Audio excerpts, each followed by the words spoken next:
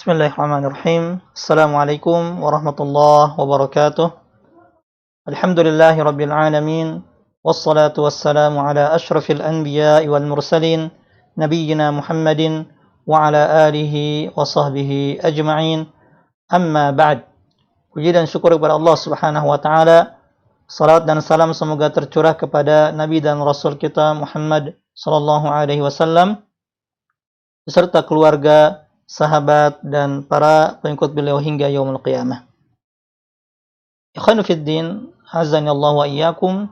Ini adalah pertemuan kedua dari kajian rutin selama 10 hari pertama bulan Dzulhijjah tahun 1441 Hijriah, membahas sebuah kutaib berjudul Ahaditsu Ashr Dzulhijjah wa Ayyamit Tasyriq Ahkamun wa Adab, atau hadis-hadis seputar 10 hari pertama bulan Dzulhijjah dan hari-hari tasyrik, hukum-hukum dan adab-adabnya, yang ditulis oleh Syekh Abdullah bin Shalih Al-Fauzan hafizahullahu ta'ala. Pada pertemuan sebelumnya telah disebutkan beberapa amal saleh yang dianjurkan untuk dikerjakan pada 10 hari pertama bulan Dzulhijjah. Di antaranya adalah berkurban. Allah Ta'ala berfirman dalam surah Al-Kautsar ayat 2, "Fasholli li rabbika wanhar." Dirikanlah salat dan berkurbanlah. Dalam hadis yang diriwayatkan oleh Ibnu Majah dari Abu Hurairah radhiyallahu taala anhu, Rasulullah sallallahu alaihi wasallam bersabda, "Man kana lahu sa'atun wa lam yudhhi fala yaqrabanna musallana." Barang siapa yang memiliki kelapangan rezeki dan tidak berkurban, maka janganlah ia mendekati tempat salat kami. Ini menunjukkan bahwa ibadah kurban sangat ditekankan, bahkan sebagian ulama mengatakan bahwa berkurban hukumnya wajib bagi orang yang mampu. Akan tapi orang yang hendak berkurban dilarang melakukan beberapa hal yang insya Allah akan dijelaskan pada pembahasan kali ini, yaitu hadis yang kedua yang berjudul Ma yajtanibuhu fil ashri man aradal udhiyah. Apa yang harus dihindari pada 10 pertama bulan Dzulhijjah bagi orang yang hendak berkurban, atau larangan bagi orang yang hendak berkurban pada 10 hari pertama bulan Dzulhijjah. An Ummi Salamah radhiyallahu anha anna an-nabiy sallallahu alaihi wasallam qala, dari Ummu Salamah radhiyallahu anha bahwa Nabi sallallahu alaihi wasallam bersabda, "Idza ra'aitum hilal Dzulhijjah." Jika kalian telah melihat hilal atau tanggal 1 Dzulhijjah, wa arada ahadukum an yudhhiya, dan salah seorang dari kalian ingin berkurban, falyumsik an sya'rihi wa adfarihi hatta yudhhiya, maka janganlah ia mencukur rambut dan memotong kuku terlebih dahulu hingga ia berkurban. Wa fi riwayah fala yamassa min sya'rihi wa basharatihi syai'an, maka janganlah ia mencukur rambut dan mencabut kulit sedikit pun. Hadis riwayat Muslim. Penulis menjelaskan tentang hadis ini, al-haditsu dalilun ala annahu idza dakhalatil 'ashr wa arada al-insan an yudhhiya fa innahu la ya'khudhu min sya'rihi wala min adfarihi wala min basharatihi syai'an ila an yadhbaha udhiyatah. Hadis ini merupakan dalil bahwa apabila telah memasuki 10 hari pertama bulan Dzulhijjah dan seseorang ingin berkurban, maka ia dilarang untuk mencukur rambutnya atau memotong kukunya atau mencabut sedikit pun dari kulitnya hingga ia menyembelih hewan kurbannya. Fa in kana lahu aktsar min udhiyah jaza lahu al-akhdhu ba'da dzabhil ula. Apabila ia memiliki lebih dari satu hewan kurban, maka ia diperbolehkan untuk melakukan hal-hal yang dilarang di hadis tadi setelah menyembelih hewan kurban yang pertama. Wa azharu qawlai ahli al-ilmi anna dzalika lit-tahrim. Pendapat paling kuat dari dua pendapat ulama bahwa larangan dalam hadis di atas adalah bersifat haram. Mengapa? Li'annahu al-aslu fin nahyi. Karena itulah asal dari sebuah larangan, sebagaimana disebutkan dalam qawaid fiqhiyah, al-aslu fin nahyi lit-tahrim. Asal dari sebuah larangan adalah haram, kecuali jika ada dalil yang menunjukkan tidak haram. Lalu bagaimana jika seseorang sengaja melakukan larangan-larangan tadi? Fa in ta'ammada wa akhadha fa 'alaihi taubah wal istighfar. Apabila seseorang sengaja melakukan larangan dalam hadis di atas, maka ia wajib bertaubat kepada Allah dan beristighfar. Kemudian wala fidyata 'alaihi ijma'an. Dia tidak ada kewajiban membayar fidyah atasnya berdasarkan ijma' para ulama. Wala yu'athiru dzalika 'ala udhiyatihi, dan tidak berpengaruh sedikit pun pada hewan kurbannya. Jadi barang siapa yang melakukan larangan dalam hadis tadi dengan sengaja, ya, bagi orang yang hendak berkurban, maka pertama ia wajib bertaubat kepada Allah, kemudian dia tidak ada kewajiban fidyah padanya, dan tidak ada pengaruh apapun pada hewan kurbannya. Wa hadha an-nahyu yakhussu sahibal udhiyah. Larangan dalam hadis ini bersifat umum, bersifat khusus, hanya berlaku bagi sahibul qurban. Hal itu sebagaimana sabda Nabi SAW, wa arada an yudhhiya, dan seseorang ingin berkurban. Fala ya'ummu az-zawjah wal aulad idza arada an yusyrikahum ma'ahu fi thawab. Dan larangan dalam hadis tadi tidak berlaku bagi istri atau anak-anak yang ingin diikut sertakan dalam pahala ibadah kurban. Wa man dhaha an ghairihi biwasiyyah aw wakalah fala yahrumu alayhi akhdhu syai'in min sya'rihi aw dhufrihi aw basharatihi li'anna al-udhiyah laysat lahu. Barang siapa yang menyembelih atau berkurban untuk orang lain, baik itu melalui wasiat atau melalui cara mewakilkan, melalui wakil, maka tidak haram baginya untuk mengambil sesuatu dari rambutnya, kukunya, atau rambutnya, karena hewan kurban tersebut bukan kepunyaannya. Wa man akhadha min sya'rihi al-mubah akhduhu aw dhufrihi awal 'ashr li'adam iradatihi al-udhiyah thumma aradaha fi athna'il 'ashr amsaka min hinil iradah.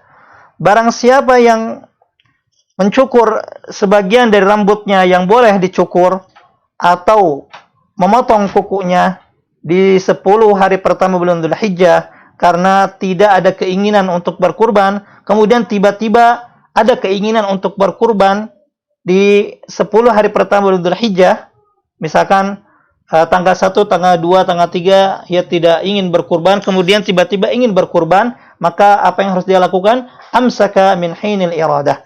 Maka ia wajib menahan, artinya tidak mencukur rambut, tidak memotong kuku, dan tidak mengambil sedikit pun dari kulitnya, itu ketika ada keinginan untuk berkurban. Kemudian penulis menjelaskan tentang jika terjadi musibah atau jika mengalami sesuatu yang baginya harus misalkan mencabut kukunya atau mencukur rambutnya atau mengambil sebagian dari kulitnya. Apa yang harus ia lakukan?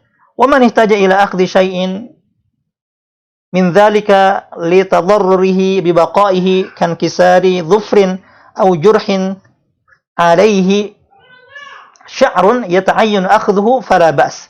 Barang siapa yang perlu mengambil sesuatu dari yang disebutkan di atas, maksudnya ingin mencabut kukunya atau mencukur rambutnya atau mengambil sedikit dari kulitnya, karena jika dibiarkan akan berbahaya, ya seperti misalkan kukunya pecah atau copot atau luka yang di atasnya terdapat rambut yang harus diambil, maka itu tidak mengapa. Li'anna al-mudhhiya laysa bi'a'zam min al-muhrim alladhi ubiha lahu al-halqu idza kana maridan aw bihi adzam min ra'sih. Karena orang yang berkurban itu tidak lebih agung dari orang yang sedang berihram. Yang mana orang yang berihram itu diperbolehkan untuk mencukur rambutnya jika memang ia sakit atau ada penyakit di kepalanya. Ya, sebagaimana firman Allah Subhanahu wa taala dalam surah Al-Baqarah, "Faman kana minkum maridan aw bihi adzam min ra'sih, fafidyatun min siyamin aw shadaqatin aw nusuk." Jika ada di antara kamu yang sakit atau ada gangguan di kepalanya, lalu ia mencukur rambutnya, maka wajib atasnya membayar fidyah, yaitu berupa puasa atau bersedekah atau berkurban. Namun bedanya, orang yang mencukur, orang yang berkurban kemudian harus mencukur rambutnya karena misalkan ada penyakit atau mencabut kukunya karena copot, dengan orang yang sedang ihram yang haruskan ia mencukur rambutnya karena misalkan ada penyakitnya, bedanya orang yang ihram dia harus membayar fidyah, sedangkan orang yang berkurban tidak wajib membayar fidyah. Ya, sebagaimana dikatakan penulis, lakinnal muhrim alaihi fidyah. Orang yang berihram wajib membayar fidyah, wal mudahhi la fidyata alaihi. Sedangkan orang yang hendak berkurban tidak wajib untuk membayar fidyah. ولا يجوز للمرأة أن توكل أحدا على أضحيتها لتأخذ من شعرها كما قد تفهمه بعض النساء. Perempuan atau seorang wanita yang mewakilkan kurbannya kepada orang lain, ya, ia tidak boleh mencukur atau memotong rambutnya sebagaimana yang dipahami oleh sebagian kaum wanita. Jadi sebagian kaum wanita beranggapan jika ia sudah mewakilkan kurban kepada orang lain, maka ia boleh mengambil rambutnya. Tidak, ya. Sama, jika ia mewakilkan kurban kepada orang lain, ya. Jadi kurban tersebut atas nama diri wanita tersebut, maka ia tidak boleh mengambil rambutnya. Mengapa? Li'annal hukma muta'alliqun bil mudahhi nafsih. Karena hukum, ya, dalam hadis tadi berlaku bagi orang yang berkurban itu sendiri. Ya. Sawa'un wakkala ghairahu amla. Sama halnya baik ia mewakilkan kurban tersebut kepada orang lain atau tidak. Wa ammal wakil fala yata'allaqu bihi nahyun. Adapun orang yang diwakili, ya, orang yang diwakili, diminta diwakilkan sebagaimana penjelasan sebelumnya, maka tidak berlaku larangan yang terdapat dalam hadis yang tadi. Kemudian penulis menjelaskan bahwa orang yang ingin berkurban itu diperbolehkan untuk keramas atau mencuci rambutnya. Wala haraja fi ghasli ar-ra'si lirrajul wal mar'ah ayyam al-'ashr li'annahu sallallahu alaihi wasallam innama nuhiya 'anil akhdi. Dan tidak mengapa, ya, tidak mengapa untuk keramas baik laki-laki maupun perempuan bagi orang yang hendak berkurban selama 10 hari pertama bulan Dzulhijjah. Kenapa? Karena Nabi sallallahu alaihi wasallam hanya melarang mengambil saja, melarang mencukur rambut, melarang memotong kuku atau mengambil kulitnya bagi orang yang hendak berkurban, dan tidak melarang untuk keramas atau membersihkan kepalanya. Juga karena wali annal muhrim udzina lahu an yaghsila ra'sahu, dan karena orang yang sedang berihram pun, ya, yang sama-sama dilarang untuk mencukur rambut, memotong kuku atau mengambil kulitnya, ya, juga diperbolehkan untuk mencuci rambutnya atau untuk keramas. Jadi orang yang sedang berihram atau orang yang hendak berkurban itu meskipun dilarang untuk mencukur rambut, memotong kuku atau mengambil kulitnya, sama-sama diperbolehkan untuk keramas, untuk mencuci rambutnya. Wa man arada an yudhhiya thumma 'azama 'ala al-hajj fa innahu la ya'khudhu min ash'arihi wa adfarihi 'inda al-ihram. Barang siapa yang ingin berkurban, kemudian ada niatan untuk melaksanakan ibadah haji, maka ia tidak boleh mengambil atau mencukur rambutnya atau memotong kukunya ketika ihram. Lianna hadza sunnatun 'indal hajah fa yurajjahu janibat tark. Karena hal ini merupakan sunnah ketika ada hajat, sehingga lebih dikuatkan sisi meninggalkannya.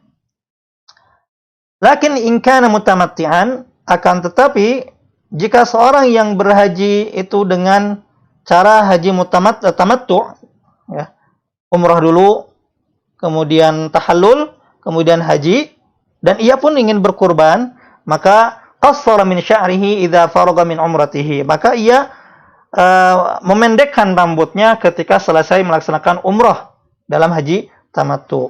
Mengapa? Li'anna dzalika nusukun al arjahil aqwal. Karena hal itu termasuk ya, nusuk atau manasik haji berdasarkan pendapat yang paling kuat di antara pendapat para ulama. Wa kadza idza rama jumratal aqabah yaumal 'id. Begitu juga ia apabila ia telah melempar jumrah aqabah pada hari raya, maka diperbolehkan baginya untuk mencukur rambut. Ya, jadi lebih dikuatkan sisi hajinya daripada sisi berkurbannya.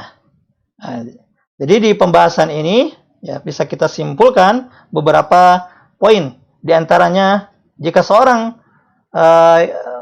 seseorang berkurban lebih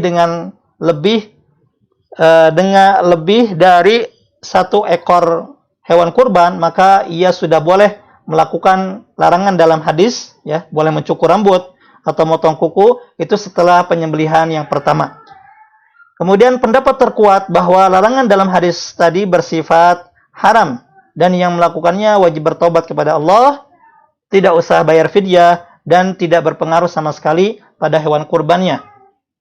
Kemudian larangan dalam hadis ini juga hanya berlaku bagi sahibul kurban dan tidak berlaku bagi orang-orang yang diikutkan pahala kurban, misalkan anak, istri, ya, yang diikutkan pahala kurbannya.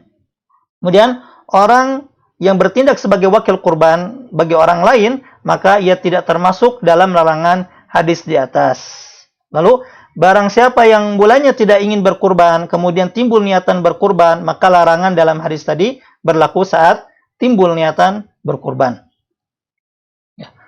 Dalam orang yang ingin berkurban, dibolehkan untuk mencabut bulunya, mencukur rambut, kuku, memotong kuku atau kulitnya, ya, mengambil kulitnya dalam kondisi darurat. Misalkan ada luka atau kukunya pecah dan sebagainya, sebagaimana dijelaskan tadi. Kemudian wanita yang mewakilkan kurban kepada orang lain, maka ia pun dilarang untuk mencukur rambutnya atau memotong rambutnya, karena larangan berlaku bagi wanita tersebut, bukan bagi orang yang menjadi wakilnya. Orang yang berkurban diperbolehkan untuk keramas atau mencuci rambutnya, ya, sebagaimana orang yang sedang ihram juga. Kemudian orang yang berkurban kemudian berihram, maka tidak boleh mencabut rambut saat berihram. Namun apabila ia berhaji dengan haji tamattu, maka ia boleh mencukur apabila selesai dari umrah atau selesai tahallul awal, kemudian juga selesai tahallul ketika setelah melempar jumrah aqabah. Demikian penjelasan hadis yang kedua dari hadis-hadis seputar 10 hari pertama bulan Dzulhijjah. Kemudian di pembahasan ini penulis menutup dengan sebuah doa, Allahumma amilna bi ihsanik, ya Allah perlakukanlah kami dengan kebaikanmu, wa tawallana bi rahmatika wa ghufranak, ya Allah ya Allah peliharalah kami dengan rahmat dan ampunanmu, wala tuharrimna bidzunubina, janganlah engkau halangi kami dari rahmat dan ampunanmu karena dosa-dosa kami, wala tadrudna bi'uyubina, janganlah engkau usir kami karena aib-aib kami, waghfir lana wa liwalidaina wa lijami'il muslimin, ya Allah ampunilah kami, kedua orang tua kami dan seluruh kaum muslimin. Wa sallallahu wasallam ala nabiyyina Muhammad, semoga salat dan salam tercurah kepada nabi kita Muhammad. Demikian, semoga bermanfaat. Subhanaka Allahumma bihamdik, asyhadu an la ilaha illa anta, astaghfiruka wa atubu ilaik. Assalamualaikum warahmatullahi wabarakatuh.